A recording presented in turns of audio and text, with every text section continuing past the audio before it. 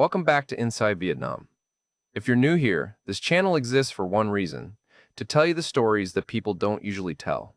Not the highlight reels, not the retirement brochure version of life in Southeast Asia. The real ones, the expensive ones. The ones where a man sits down, looks you in the eye, and says, here is exactly where I went wrong, and here is what it cost me. And I'm telling you, because maybe it'll cost you a little less. Today's story comes from Declan. He's 65 years old. He's Irish County Limerick originally, Dublin for most of his adult life. He spent 4 decades as a professional chef, working his way up through some of Dublin's better kitchens to head chef and eventually kitchen manager. Quiet man. Careful man. The kind of man who kept his head down and did good work and assumed that was enough. Then his life changed. Then he came to Vietnam. And then things got complicated in ways that Declan is still working through, in a city he still calls home, on the other side of a story that, I'll be honest with you, is going to stay with you. Here's his story. In his own words. Right. So, I need to tell you about kitchens first, because if you don't understand the kitchen, you won't understand any of the rest of it. A professional kitchen is not like any other place you'll work in your life. That's not romanticism. I've no time for the television version of it, all the shouting chefs and the dramatic plating and the slow-motion sauce pours. That's not what it is. What it actually is a system. A hot, deafening, relentless system that depends entirely on every single person in it, doing their job to a precise standard, at a precise time, every single night, without complaint, without drama, without ego, getting in the way of service. You learn that, or you leave. Most people leave. I learned it when I was 22 years of age in a hotel kitchen in Limerick, and I never really unlearned it. 41 years I worked. Started as a commis, worked every station there is, moved to Dublin in my late 20s, spent 11 years as head chef in the overflow kitchen at the Shelbourne, which sounds grand until you understand that overflow means you're doing the numbers the main kitchen can't absorb, which some nights was 200 covers before 10 o'clock. Then a decade managing back of house for a hotel chain that I won't name because they're still trading and I've no interest in the hassle. I was never famous, no television, no Michelin stars, no cookbook with my face on the cover. That was never what it was about. What it was about was the service. Getting 200 people fed to a standard. Every plate right, every time, quietly. I was good at that. The kind of good that nobody writes about, but every restaurateur in the city knows the name of. Because reliable is worth more than brilliant when you've got tables booked 6 weeks out. That was who I was. For 41 years, that was completely and utterly who I was. And then I retired, and I had absolutely no idea what to do with myself. I won't dwell on the marriage longer than it deserves. 34 years with Siobhan. We met when we were both 28. She was a legal secretary. We got married in Limerick, moved to Dublin for my work, had 2 kids. Uffe and Ciaran bought a house in Clontarf that we spent 15 years paying off. It was a real marriage. I want to say that. It wasn't a bad marriage for most of what it was. It was just a marriage to a man who was never fully present, because the man was always mostly in a kitchen somewhere. She left when I was 63. Not cruelly. Siobhan isn't a cruel person. She left for a man named Gerard, who was a secondary school principal in Blackrock, home every day by 4:30, never smelled of stock in his life. She'd met him at her book club. He wore cable knit jumpers.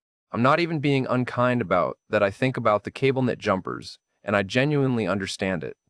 The man had evenings. He had Saturdays. I gave her Tuesdays, which is a chef's day off, for 34 years. The courts gave her the house, which was correct, I think, legally. I moved into a 2-room flat in Tallaght with my pension. My savings, which were substantial enough, I'd never had the time to spend them, and about 48 hours of dawning awareness that I was 63 years of age, and had no idea how to live without a service to run. I tried golf. 6 weeks. I have no interest in golf, and 6 weeks was about 5 weeks and 4 days longer than I should have given it. My daughter Ioifi, God love her, suggested a mindfulness course. I went one afternoon. We were asked to close our eyes and focus on our breathing. I lasted about 4 minutes before I started mentally redesigning the instructor's kitchen layout, which I don't think was the intended outcome. I cooked, of course. That's what I did. I cooked in that tiny Tallaght kitchen with its 2-ring hob and the extractor fan that made a noise like a man clearing his throat. I cooked the way I'd always cooked properly, with technique, with the right produce. I made French onion soup that took 4 hours. I made beef Wellington for 1. I made a bouillabaisse in a kitchen the size of a wardrobe and ate it at a table designed for 2, watching a GAA match I'd already seen the result of. I was making 4-course meals for one man who wasn't hungry. I lost a stone in the first 3 months after the divorce, then another. Not from not eating, I was cooking constantly. From something else. From the specific absence of someone whose face changes when you feed them. That's what a chef is, at the most basic level. You're not cooking food, you're changing someone's experience of their evening. You're the reason a table of 6 are laughing instead of quiet. You do that for 40 years, and it becomes your entire metabolism. Take it away, and something in you just stops processing properly. I didn't have a word for it at the time. I just knew I was very, very tired, in a way that sleep didn't fix. The YouTube video was on a Tuesday night, my old day off. The habit still intact at something past 3 in the morning, which is when a kitchen man's body finally concedes to sleep, and which is also, as I've since learned, when the internet is most dangerous to a lonely person. I'd been watching food videos. That was my rabbit hole. I wasn't watching them to cook from. I was watching them the way you'd look at photographs of somewhere you used to live. A comfort, and also a small knife. I clicked through a compilation of Vietnamese street food, and there was a segment filmed in Hoi An, very early morning, blue-gray light, and a woman working a charcoal brazier with the kind of total concentration you only see in people who've done something 10,000 times. She was making banh mi. Building each one with a specific sequence of movements, no hesitation, no looking down, her hands knowing exactly where everything was without being told. She wasn't performing. She wasn't aware of the camera in any meaningful sense. She was just in service. I watched that clip 4 times. That's someone, I thought, who understands what food actually is. I booked the flights the next morning. An because a lad who used to work the pot wash in one of my kitchens, Vietnamese, young fella, went back home after 2 years, had mentioned it once as mad cheap and warm, which was about as much research as I did. 2 weeks. January. The flights were reasonable, and I had the money, and I had nothing that required me to be in Talat on any particular Tuesday. I wasn't going to find a woman. I want to be very clear about that, and I was clear about it then. I was going because a woman making a sandwich on a charcoal fire at 5 in the morning had reminded me that I had once understood exactly what I was for. I packed 1 bag. I told Aoife. She said to bring sun cream.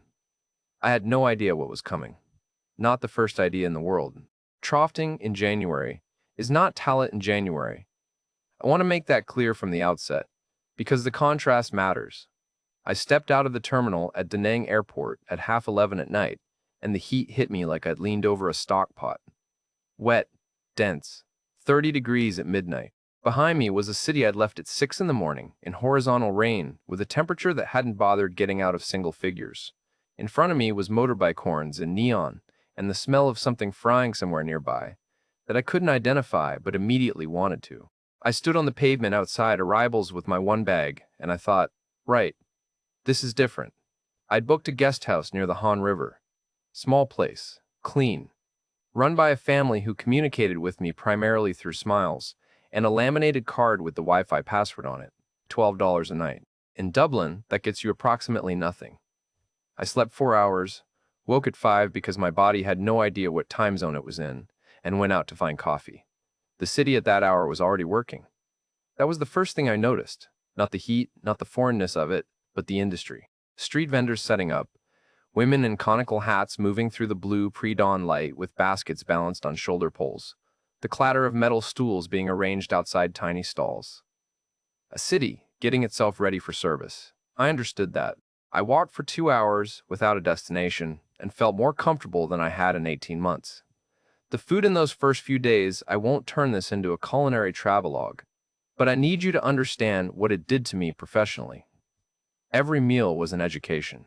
I ate bun manim at a footpath stall and spent 20 minutes trying to reverse engineer the broth. I watched a man make banjio on a massive flat pan, getting the fermented rice batter to that precise lacy crispness.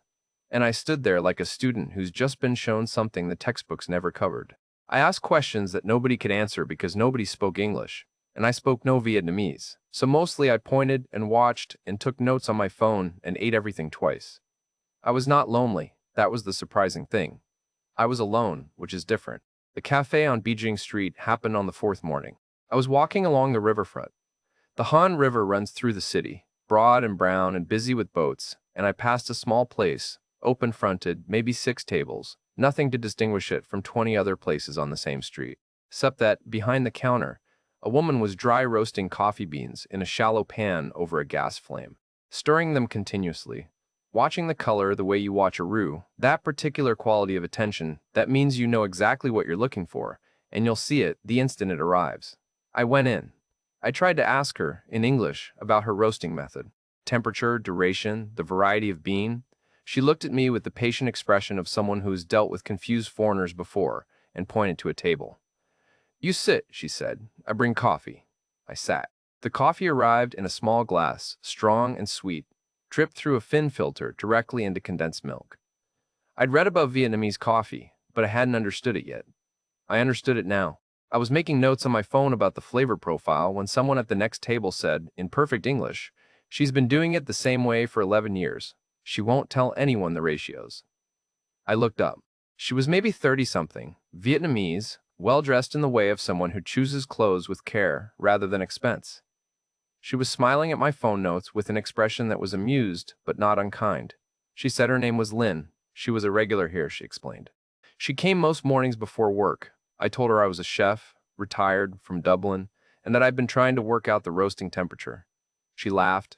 Not at me, or not only at me, she said, "In Ireland, how do you make coffee?" I told her honestly, from a jar mostly. Instant. Boiling water and a teaspoon of brown powder, and if you were in a good establishment, they might run it through a machine. She found this genuinely funny.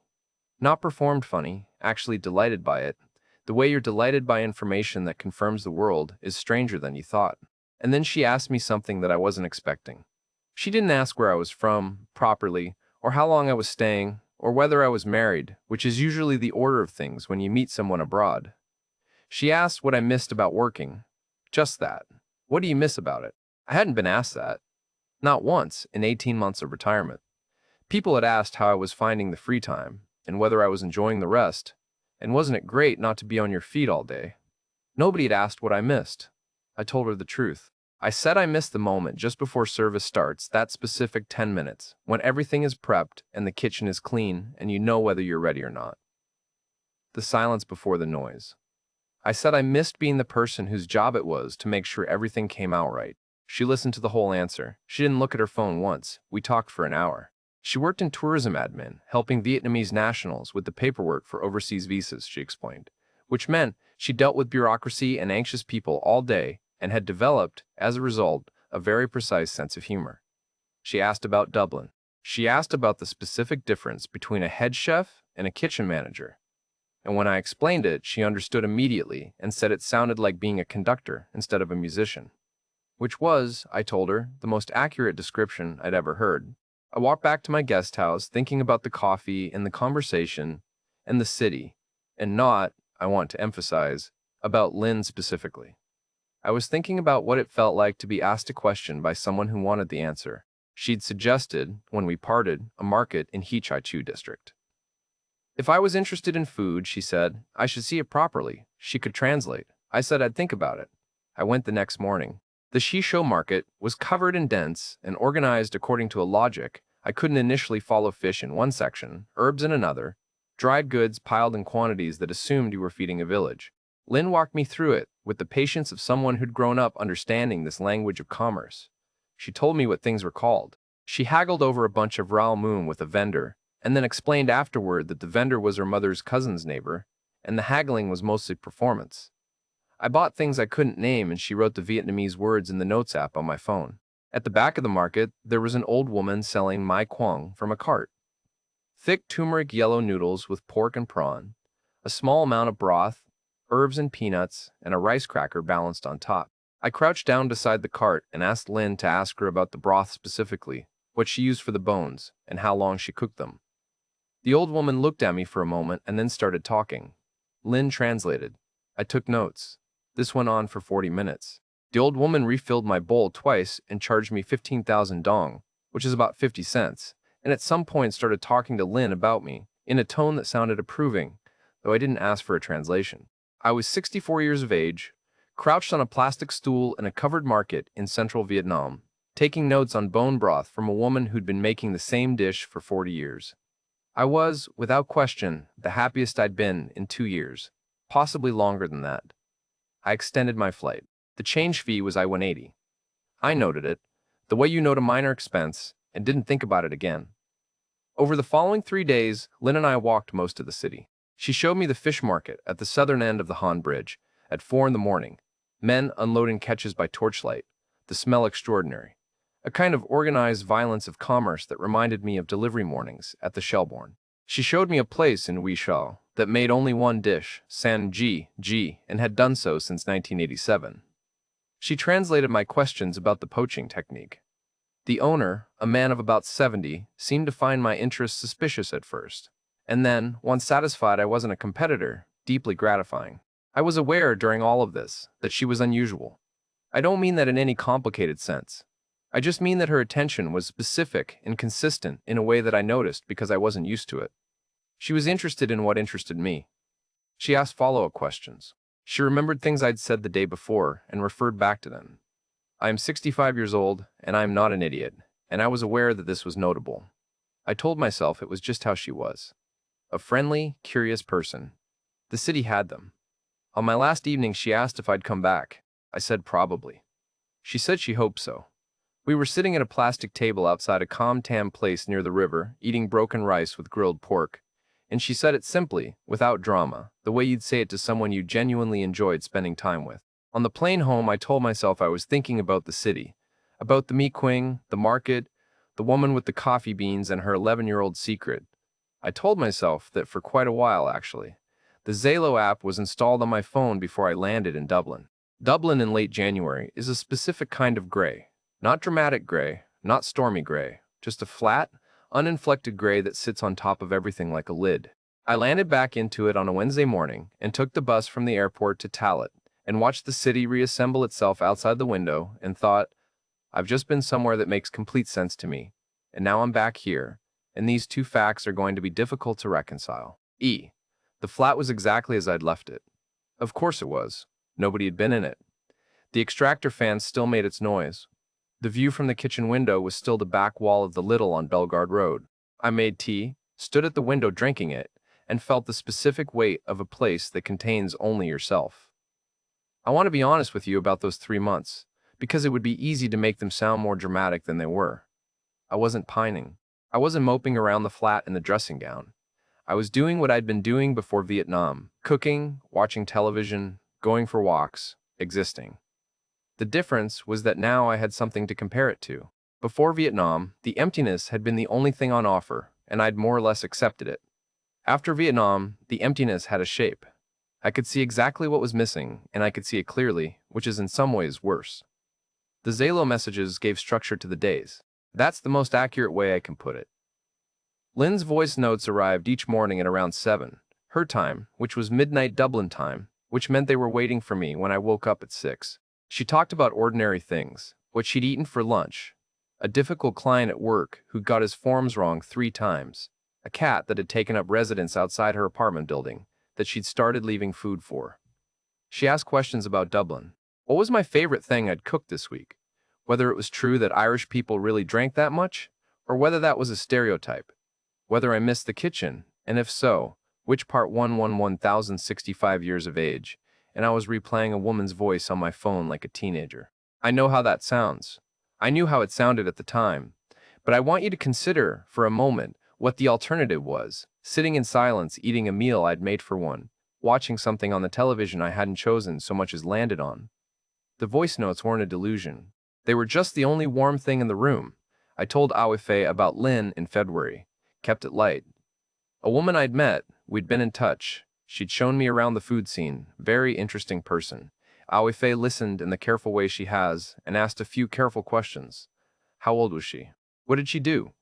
Had I looked up anything about, and here she paused very slightly, that kind of thing, the expat experience, online? I said I hadn't, really. Awife said that sounded nice, and that she was glad I'd had a good time, and the conversation moved on. She didn't push. She's not a pushy person, Awife. I think she was trying to be supportive rather than protective. I think she got the balance slightly wrong, in hindsight, but then so did I, so we're even. I tried to call Ciaran in March, left a message explaining I'd been to Vietnam and was thinking of going back, And there was someone I'd met that I wanted to tell him about. He didn't call back. This is not a new pattern with Ciaran. We've had a difficult relationship since the divorce, which he took harder than I we Faye in different ways, and I don't have the energy or the standing to unpack it fully here. I just mention it because it's part of the landscape. The people I might have talked to about any of this were either cautiously supportive or absent, which meant I was largely working it through on my own. A man working things through on his own tends to arrive at the conclusions he was already inclined toward. I booked the return trip in March. 1 month this time, not 2 weeks. I told myself the decision was practical. Dublin in February and March costs money and offers very little in return, and I had a pension coming in regardless of where I was sitting, so from a purely financial standpoint, it made sense to be somewhere the cost of living was substantially lower. That's what I told myself. It was true, as far as it went. Lynn helped me find a serviced apartment in Sintre district, not far from the river. 15 million VND a month, which came to roughly 600. She negotiated it on my behalf, did the back and forth with the landlord, sorted the paperwork. She'd done this for other people through her work, she said. It was nothing. I thought, here is a person who is practically useful as well as personally good company, and filed that observation under straightforwardly positive.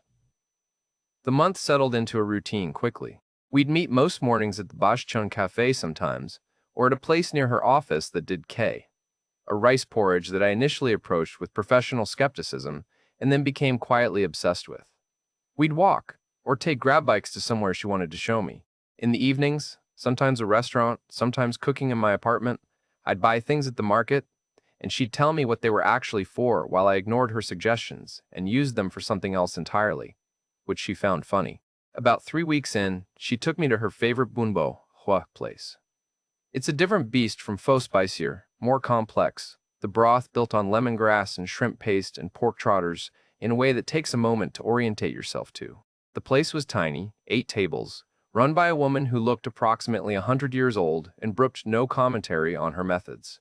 Lynn watched me eat the first bowl and then the second, and then said, in her precise way, "You have the face of someone taking notes, even when you're not taking notes." Which was accurate. There was a dinner, mid-month, at a restaurant in Huaishao with 4 of her friends. I understood that I was being assessed. Her friends spoke varying degrees of English, one quite fluent, the others managing with Lynn translating in both directions. They asked reasonable questions. What had I done for work? Did I have children? Did I find Vietnam difficult? The questions were warm rather than interrogating. I apparently passed whatever the criteria were, because by the end of the evening the conversation had relaxed into something that felt like genuine company rather than examination. The relationship was restrained, still. She stayed at the apartment twice during that month, but kept things careful, affectionate, physically present, but deliberate about the pace. I want to be clear that I did not find this suspicious. I found it the opposite. It felt considered. It felt like the behavior of a woman who was taking something seriously. The money request came in the 5th week. Her mother, she told me one evening at the apartment, had had a motorbike accident in Quing Nang nothing. Life-threatening, a fall at low speed, a bruised hip, some cuts. But the hospital had a policy of requiring a deposit before treatment, and her mother didn't have it accessible, and could Declan possibly, she stopped there. She looked genuinely mortified, not performing mortification. The specific discomfort of a person asking for something they're embarrassed to need. Her exact words were, "I'm embarrassed to ask this. Please say no if it's difficult." 4 million dong. About 150. I gave it to her before she finished explaining. I got up, found my wallet, transferred it from my phone. Done. And here's the thing I need you to understand, because this is where I think the story really starts, even though it looks like a small moment. The way her face changed, the relief, the gratitude, the specific look of someone whose problem has just been solved. I recognized that. I knew that face. I'd been producing that face in people for 41 years. You put a plate in front of someone who's hungry and cold and tired, and their whole demeanor shifts, and for the duration of that shift, you are exactly what you're supposed to be. That's the thing about being a chef. Your entire sense of usefulness is constructed around making things better for people in specific, visible ways. You give someone food and their face changes, and you know not, approximately, but certainly that you've done your job. Retirement had taken that from me. Siobhan leaving had taken that from me. And when I gave Lynn that 50 and watched her face change, I was, for a moment, back in the kitchen. Back where I understood myself. Back where I knew what I was for. I'm telling you this not to excuse what followed, but because I think it matters that you understand the mechanism. I wasn't naive about money. I wasn't reckless by nature. I was a man who had found the one lever that moved him, and someone had their hand on it, and I felt it as relief, not alarm. I flew home at the end of April. Before I boarded, standing in the airport, I made a decision that I kept entirely to myself. I was going to move to Vietnam not permanently. I would tell myself it wasn't permanent for quite some time, but I was going to come back and stay. I had the savings. The pension worked from anywhere. The flat in Tallaght was rented, not owned. There was nothing anchoring me to Dublin except a vague sense that I was supposed to want to be there. I chose not to examine that decision too closely on the flight home. I find, looking back, that I was quite disciplined about not examining things too closely during this period. A useful skill in a kitchen, where you sometimes need to keep the service running even when you know something in the walk-in isn't quite right. Less useful, as it turns out, in everything else. I told Aoife in May. We met for coffee in Rainlog. She lives on the south side, always insisted on somewhere neutral, which I've always appreciated about her, and I told her I was planning to move to Vietnam for a year, maybe a year, see how it went. She held her cup with both hands and looked at me, the way she does when she's deciding which of the things she's thinking to actually say. She's 36, Aoife, and she has a precision about her that I think she got from her mother, and a patience she definitely didn't get from me. She asked if this was about Lynn. I said it wasn't only about Lynn. The cost of living was better. The weather was better. I had no particular reason to be in Tallaght, all of which was true. She said she understood, and that she hoped I'd be happy, and that I should be careful. She said it in a tone that was trying very hard to be supportive rather than frightened. And I loved her for the effort, and I said nothing that made it easier for her because I didn't have anything better to offer. Tiaron. I reached by phone in June after 3 attempts. I gave him the outline. He was quiet for a moment, and then he said, and I'll give him credit for the directness, even if I didn't want to hear it, "Dad, you know what this sounds like." I said I did. He said, "And you're going anyway." I said I was. He said, "Right, in the tone you use when you've made your position clear and don't intend to repeat it." And we talked for another 4 minutes about nothing in particular and rang off. The conversation gave me a pain I carried for about a week. Not because he was wrong. I couldn't construct a counterargument I fully believed in, and I knew that. But because the absence of a counterargument didn't change what I was going to do. That's its own kind of information about where I was, mentally, now. Before I get to the move itself, I need to tell you about the money that went out between May and October. Because there was money that went out between May and October, and I want you to see each piece individually the way I saw it then, before I show you what it looked like as a total. In June, Lynn's phone stopped working. Not dramatically, the screen cracked, and then the touch function went. The kind of slow deterioration that's mundane and credible. She mentioned it. She didn't ask, I offered. A decent Android handset delivered to her address, 3.5 million dong, about summer 30. Fine. In July, she had a difficult month at work. Fewer applications coming through, she said, summer being slow for visa processing. She was a little short for rent. Could I help with 4 million dong? About 55. I sent it. Of course. In August, her younger brother Min started university in Nuju first and the family to go. She said this with a pride I found genuinely moving. His registration fee was 6.5 million dong, roughly 250. His accommodation deposit, another 3 million. I sent both together. Just under 400. I want to be transparent with you about something. I tallied those up exactly once, in September, sitting in the Tallaght flat on a wet afternoon. The phone, the rent, the registration, the deposit, Davin 3,200 give or take. I sat with that number for about 40 seconds. Then I made myself a cup of tea and put my phone face down on the table and watched the rain on the window.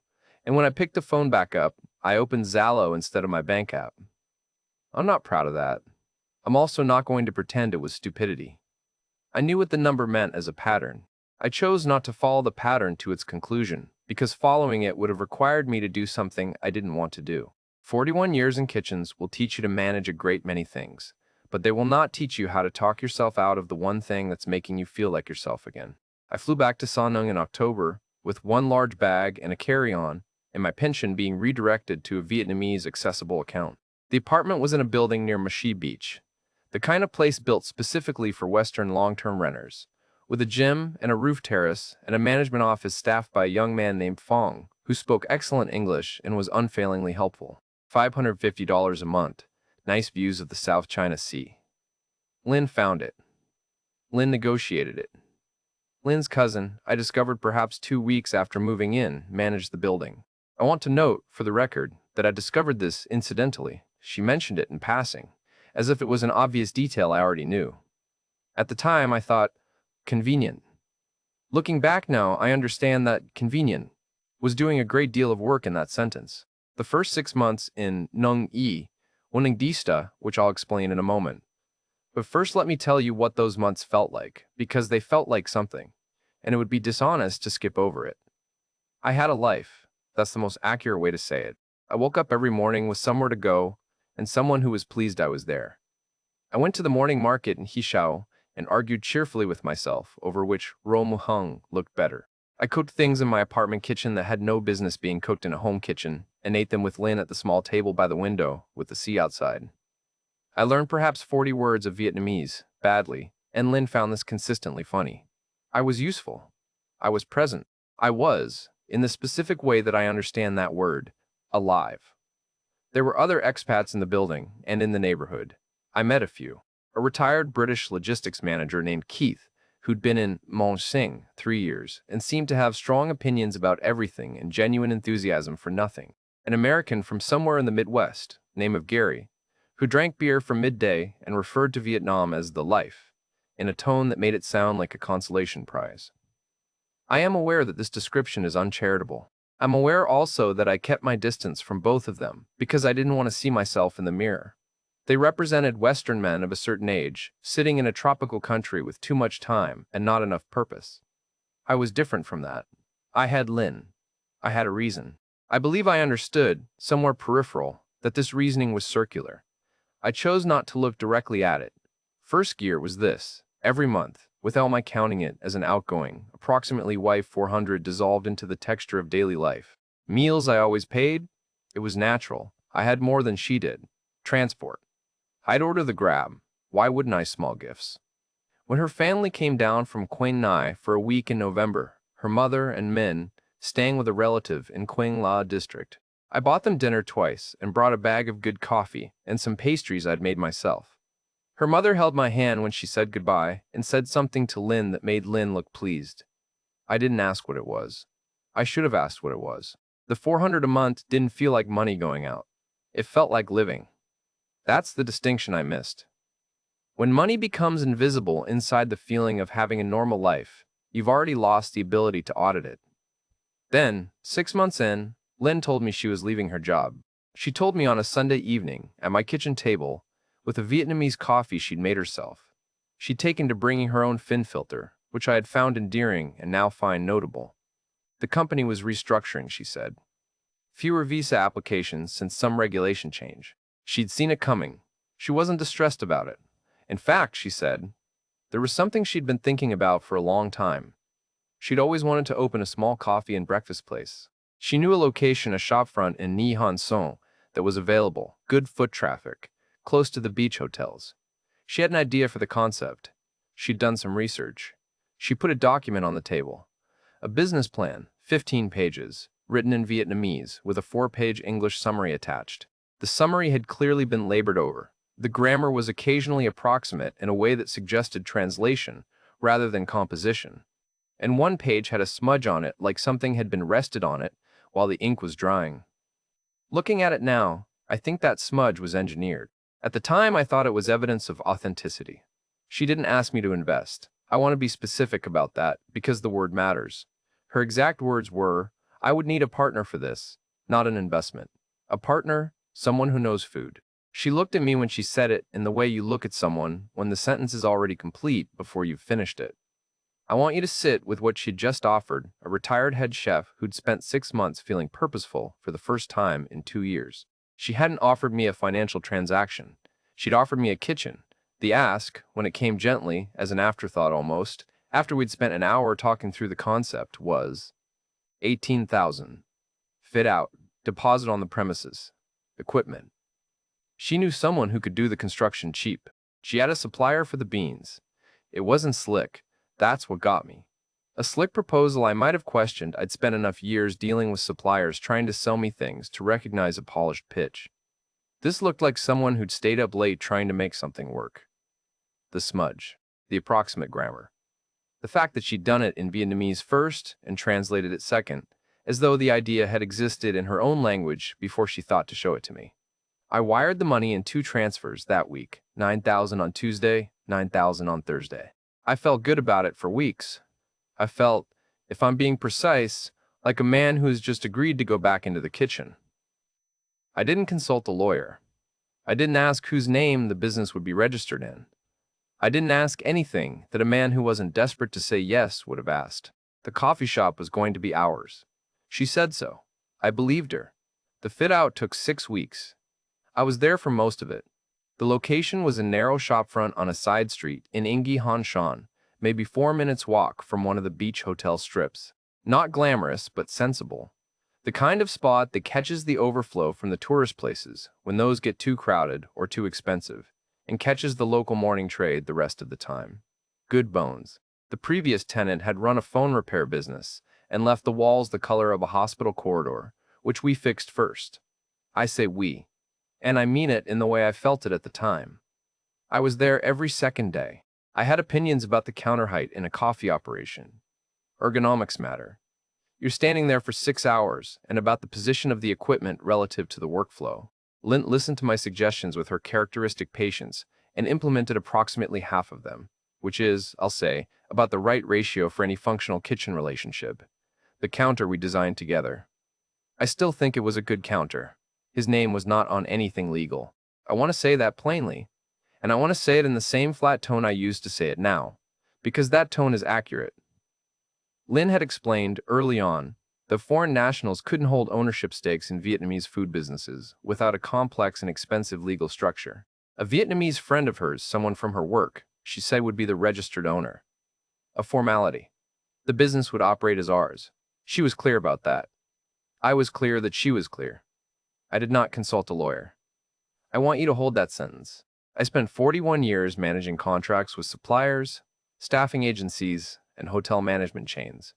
And I did not spend 1 hour with a lawyer before putting 18,000 euro into a business whose legal ownership belonged to a person I had never met. I have thought about that quite a bit. The coffee shop opened on a Thursday morning in what was now month 7 of my time in Vietnam. Lynn had made small signs in Vietnamese and a chalk menu board in English filter coffees. Egg coffee in the style of Ha Ni, 2 breakfast dishes, I'd contributed the recipes for. A yogurt option that was Lynn's idea entirely and was immediately the most popular thing on the menu. I stood behind the counter in the early hours helping her set up, arranging cups the way I'd arrange mise en place, checking the temperature on the milk frother. When the first customers came, 3 young Vietnamese women who ordered yogurt and egg coffee and sat for an hour. I felt something I hadn't felt in a professional context since my last shift at the hotel chain. I felt like the kitchen was running. I need to tell you something about that moment, and I need to tell it carefully, because it's the thing that makes everything afterward harder to understand from the outside. That morning was real. The happiness I felt was not manufactured. I was a 65-year-old retired chef from Limerick, standing behind a counter in Ing Han Scene at 7 in the morning, and it was the most alive I'd felt in 3 years. Whatever was happening around it, whatever I didn't know, and perhaps somewhere suspected that morning was genuine. And that is precisely what made the unraveling so total, later. It wasn't just money I lost, it was that morning. Third gear began the month after the opening. I understand now that the timing was not coincidental. Her mother needed to relocate from Quang Nang for health reasons. Some ongoing issue with her back that required more regular treatment than the local clinic could provide. She'd found a small place to rent in Siem Ling district, close enough for Lynn to look in on her. The rental deposit was 20 million dong, about 800. There was a screenshot of the landlord's message. There was a photo of the apartment. It looked exactly like what she said it was. I sent the 800 by the end of the day. 6 weeks later, Min's second-year college fees. The university had increased them, a government revision of the fee structure, apparently, and the additional amount was 37 million dong, roughly 7,400, due before the semester started, or he'd lose his place. There was a document. Official-looking header, Lynn's name, Min's name, the fee amount. I sent the money. 6 weeks after that, a land dispute. Her family had a small piece of agricultural land in Quang Nai that was being contested by a neighbor, an old problem that had apparently resurfaced. A lawyer was needed to file the right paperwork before a deadline. 23 million dong, about 900. She showed me a letter in Vietnamese with a law firm's name on it. I sent the money.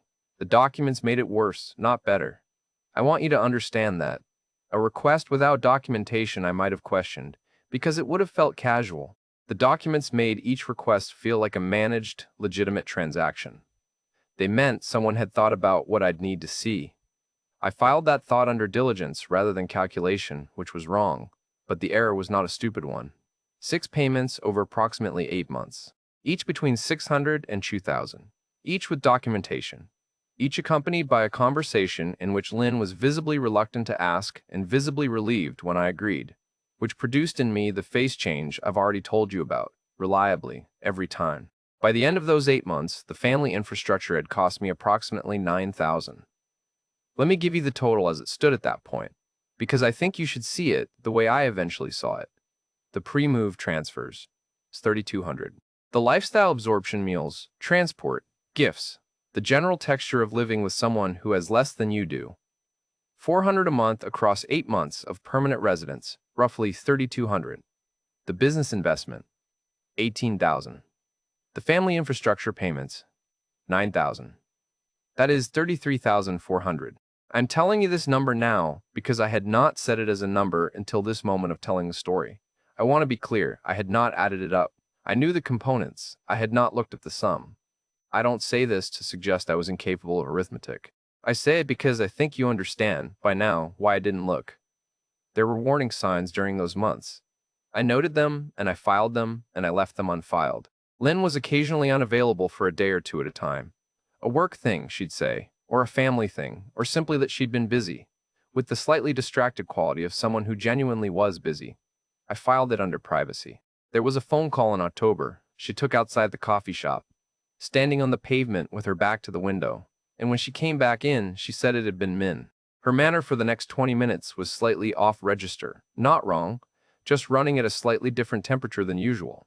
I filed it under imagination. There was a dinner at a restaurant in Shishao in November where she greeted a man at another table. A brief exchange, warm, familiar in the way of people who know each other well, and introduced me, a half-beat later than felt natural, as my friend Declan from Ireland.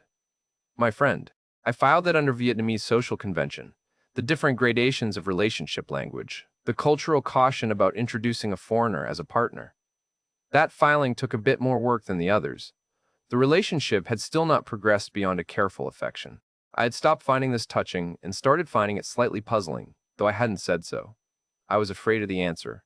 That's the honest version. Then, on an afternoon in what was now month 14, I was passing through Inji Han San on my way back from the market, and I thought, I'll stop in. I hadn't told Lynn I was coming. There was no particular reason to tell her. It was our coffee shop. The young woman behind the counter was 20, perhaps, with a very efficient manner and no English beyond functional service phrases. Lynn wasn't there. I asked, in my approximate Vietnamese reinforced with hand gestures, when Lynn would be in. The girl looked confused. She said a word I didn't know and then, in English, not owner. I asked who was owner. She said a name, a man's name, Tuan. I thanked her. I bought a coffee I didn't drink. I walked home. I sat with it for 4 days. I'm going to tell you, in sequence, what I told myself during those 4 days, because I think it's instructive. Day 1, the girl was new. She had the ownership structure wrong. Vietnamese small businesses often had informal arrangements. Day 2, there was probably a legal nominee arrangement I hadn't fully understood. Vietnamese business law was complex. Lynn had explained this. Day 3, I should ask Lynn. I didn't ask Lynn. Day 4, I should ask Lynn. On day 4, I asked Lynn. I raised it the way I'd learned to raise problems in a kitchen, not as an accusation, as a question. You don't walk up to a sous chef and say you've been stealing from the mise en place. You walk up and say, I've noticed the prep levels are down. Can you help me understand that? You give them the space to explain before you decide what the explanation means. I asked Lynn if she could tell me more about how the ownership of the coffee shop was registered. I said I'd stopped in and had a confusing conversation with the girl on the counter, and I just wanted to make sure I understood the structure correctly. She answered without hesitation. The ownership had been restructured temporarily for tax purposes. There was a new regulation affecting businesses near the tourist zones, and a Vietnamese friend had advised this arrangement to reduce their liability during the first operating year. The girl on the counter was recently hired and had a muddled understanding of how the business was organized. It would all revert to the original arrangement once the tax year completed. Everything was fine. She said all of this fluently and in sequence, the way you'd deliver information you'd prepared. I listened and I registered at the back of my mind that it was slightly too smooth. You learn to hear that in kitchens too, the explanation that's been rehearsed rather than recalled. A sauce that's been overworked loses something. It becomes too consistent, every part of it the same texture. This explanation had that quality, but she was also, by the end of it, crying. Not dramatically. Lynn was never dramatic. Quietly, with the specific look of someone who is hurt by the implication behind the question rather than by the question itself. She asked if I didn't trust her. She said she had done everything for this business, that she'd worked every morning since opening, that she'd given up a stable job for this, and that she hadn't expected to find herself having to justify the legal structure to her partner. I apologized. I understood, even in the moment I said it, that the apology was a mistake. I could see the mechanism, the tears, the wounded dignity, the reframing of my concern as an attack on her integrity. I could see it the way you can sometimes see a technique being applied in a kitchen before the result is plated. I saw it, and I apologized anyway, because I couldn't locate the words to name what I was seeing without making it worse, and because a part of me still wanted to be wrong. She stayed that evening. Things were careful between us, but not broken. I told myself that was evidence I'd been paranoid. I know now it was evidence of how good she was at managing the temperature. 2 weeks passed. I described this period, looking back, as the last time I was still choosing not to know. It wasn't comfortable, but it was familiar, and familiar has its own gravity. The voice note arrived on a Tuesday evening. I was sitting at the kitchen table with a cup of tea, half watching something on my laptop, when the WhatsApp notification appeared. A voice note from Lynn. I thought nothing of it, and was about to press play when a second message appeared, 30 seconds after the first. Sorry, wrong person. I put the phone down on the table. I looked at it for perhaps 2 minutes. I played the voice note.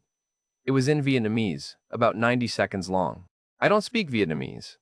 I use Google Translate's audio feature, holding the phone to the laptop speaker and running the translation in real time. The output was imperfect gaps, probable mistranslations, fragments rather than sentences. But fragments can be sufficient. A man's name I didn't recognize, the phrase that translated as something like the Irish one, a reference to a transfer expected before the end of the month, and then a phrase near the end. The translation was uncertain, the grammar unclear, but the meaning that came through was this: he still believes it.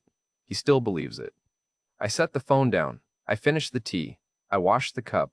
I went to bed. I am not going to claim this was composure. It was the thing that happens when something you've been half expecting finally arrives. And the only way to process it is to continue the service until you can find a moment to assess the full damage. A chef doesn't stop the kitchen when something goes wrong mid-service. You contain it. You keep the plates going out. You deal with the contaminated batch when the last cover is done. I did not sleep much. In the morning, I contacted a lawyer. I found him through a search, an English-speaking Vietnamese solicitor who handled matters involving foreign nationals. I told him I needed to verify the ownership of a registered business and conduct a background inquiry on an individual. His rates were reasonable. He didn't ask for context beyond what was necessary.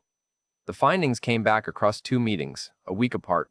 The coffee shop was registered to a man named Tuan, not a Vietnamese friend of Lynn's from work, her brother-in-law, her sister's husband. Lynn's employment at the visa company had been real, he verified that. She had indeed worked there.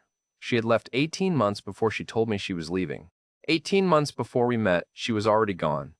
The background inquiry, $400 for the service, which I mentioned not to complain about the cost, but because it should be noted as part of the total, revealed that Lynn had a husband, legally married, separated in practical terms, living in Hinch T Minh City. They had a daughter. She was 7 years old. I received this information across 2 meetings in a small office near the Han River, drinking water from a paper cup, listening to a lawyer read from a document in a measured professional voice. I did not cry in that office. I mention this because I thought I would. I have thought about it quite a bit since why I didn't. I think it's because the information confirms something I already knew, somewhere I hadn't been willing to look, and confirmation is a different feeling from discovery. Discovery breaks something. Confirmation just means you have to stop pretending the thing isn't already broken. I texted Lynn and asked her to come to the apartment. I didn't tell her why. She said she'd come that evening.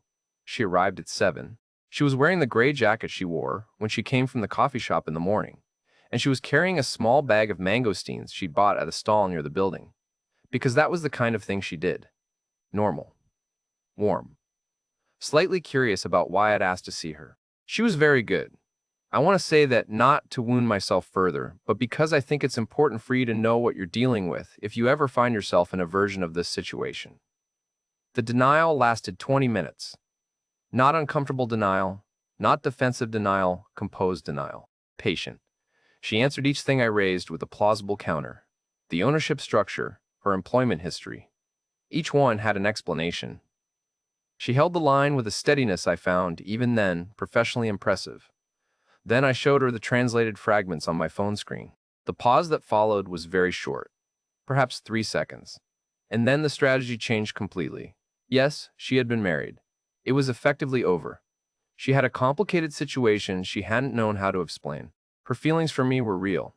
This was the part she said with the most conviction. And I want to be honest that I don't know, even now, whether any part of it was true. The money had gone to real needs, real family problems, real costs. She had never meant for it to be like this. I was choosing to destroy something genuine, because I had found something to be suspicious about, and had decided to treat it as the whole truth. She left. I stood at the window and watched the street below motorbikes. A woman selling banh mi from a cart, the ordinary evening life of the city continuing at its own pace, indifferent to what had just happened in the apartment above it. I thought about the woman with the charcoal brazier in the Hoi An video, the one who had started all of this, just in service, no performance. I thought about how much I had wanted that to be what I'd found. I never saw Lynn again. The total, when I finally sat down and wrote it out in a column on a piece of paper, was 41,400. 14 months. The pre-move transfers. The lifestyle absorption. The business investment. The family infrastructure. The lawyer and the background inquiry. I wrote the number at the bottom of the column and looked at it for a long time. My savings stood at approximately 34,000. My pension continued at 1,100 a month. I walked in thinking I was the chef. I was the feckin' dish. I didn't leave Vietnam. I want to explain that decision carefully, because I know how it looks from the outside. The man who just lost 51,000 euro to a woman in a city stays in that city. There's a version of that which is denial. There's a version which is stubbornness, or shame, or the particular paralysis that follows a blow you weren't fully prepared for, even when you thought you were. I've examined all of those possibilities, honestly, and they're not it. Or not entirely. The honest version is this. I sat in that apartment the morning after Lynn left, made a cup of tea, and tried to construct a reason to go back to Dublin. Not a feeling, a reason. Something waiting for me. Something that would be better from inside a Talit flat in February than it was from inside an apartment with the South China Sea outside the window, and a morning market 20 minutes walk away. I couldn't find one. Going home felt like a verdict I hadn't earned and didn't intend to accept. The city hadn't done anything to me. A person had. Those are different things.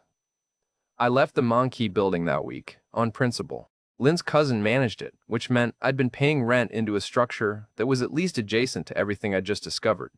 And I couldn't stay there without feeling it every morning. I found a smaller apartment in Ingji Dollar-san district, 320 a month. No sea view, a ceiling fan that worked, and a kitchen with decent light and a wet market 7 minutes away on foot. I was in it within 4 days. Moving quickly, I've learned, is useful when the alternative is sitting with something before you're ready to sit with it. I did the arithmetic honestly. 34,000 euro in savings, pension coming in at 1,100 a month, living costs in Ingehane running, perhaps 700 a month if I was sensible. I could sustain myself indefinitely, essentially. The pension alone covered the rent with enough left over for food and the occasional extravagance. The savings were a cushion I could choose not to touch. I wrote this out on paper, and it was, of all the things I wrote on paper that week, the only one that gave me any comfort. I called Aoife on a Sunday, her time. She picked up on the second ring, which told me she'd been waiting for it. I told her the outline. I didn't perform it, didn't soften it past accuracy. The business, the money, the lawyer's findings, the final total. She was quiet through most of it, the particular silence of someone who is listening very carefully and choosing, just as carefully, what not to say. She did not say, "I told you so." She's a kinder person than that, as I've said. What she said was that she was glad I was safe, and that she was sorry it had happened, and was I eating properly? Which is its own kind of "I told you so," delivered with love rather than satisfaction, and I'm not sure which is harder to receive. But it was her voice that stayed with me afterward.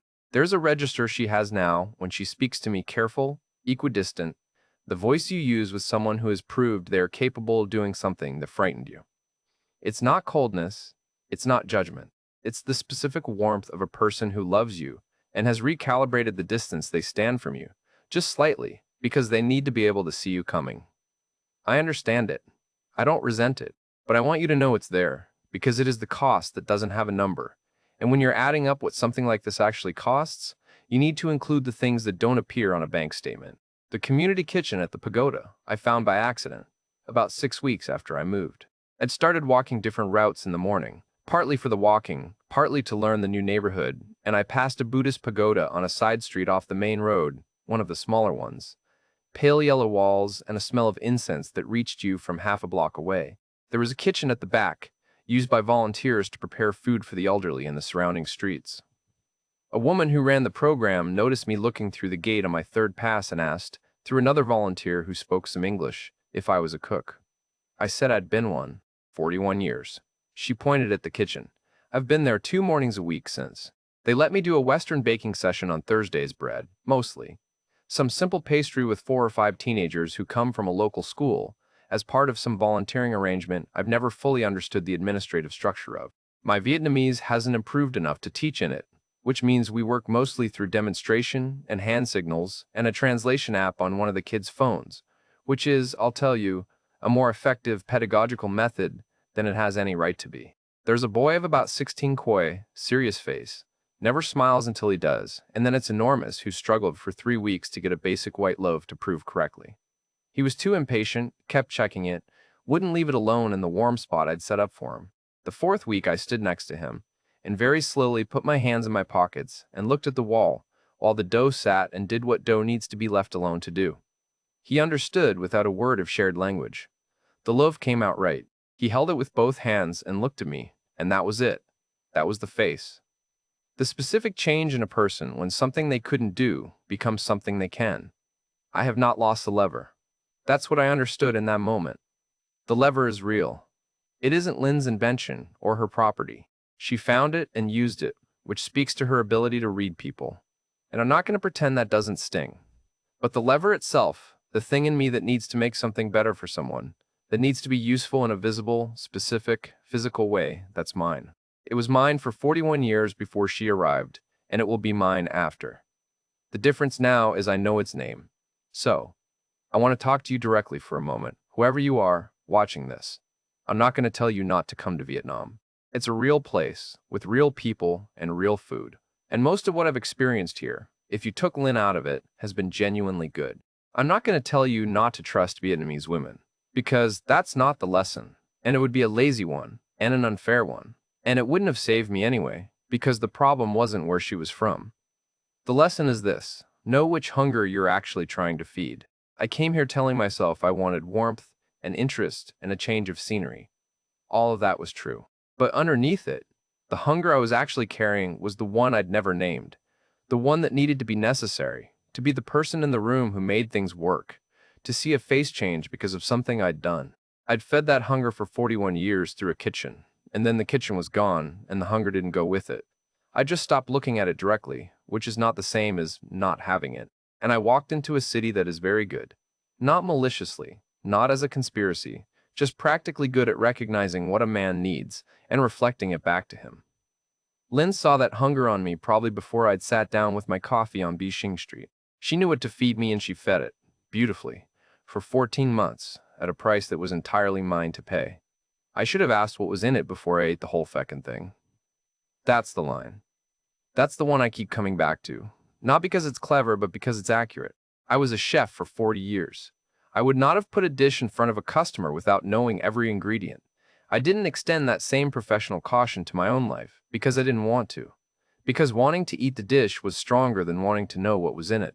Be honest about your hunger before someone else is honest about it for you. That's what I've got. Take it for whatever it's worth. I'm still here, though. Make of that what you will.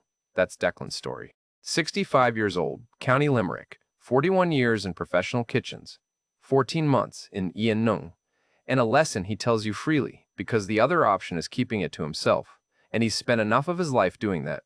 He's still in Ing Nung Honsian, still at the pagoda on Thursday mornings, still at the market most days, still on the phone to Awefe on Sundays. He's made a couple of acquaintances in the expat community carefully this time, his word, and he cooks things in his apartment kitchen that have no business being cooked in a home kitchen and eats them by himself at a table with decent light.